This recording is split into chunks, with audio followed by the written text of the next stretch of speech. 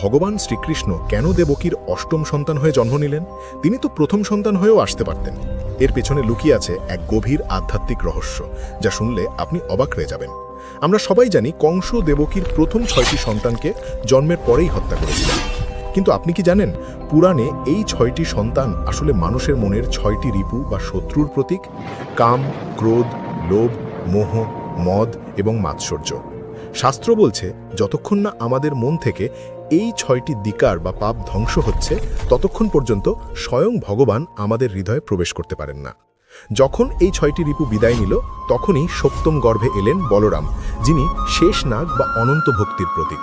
আর ভক্তি আসার পরেই অষ্টম গর্ভে আবির্ভূত হলেন স্বয়ং পরম ব্রহ্ম শ্রীকৃষ্ণ। অর্থাৎ জীবন থেকে পাপ সরলে তবেই ভক্তি আসে, আর ভক্তি এলেই ঈশ্বর দর্শন দেন। এই তথ্যটি কি আপনি আগে জানতেন? কমেন্টে লিখুন জয় শ্রীকৃষ্ণ আর সাবস্ক্রাইব করুন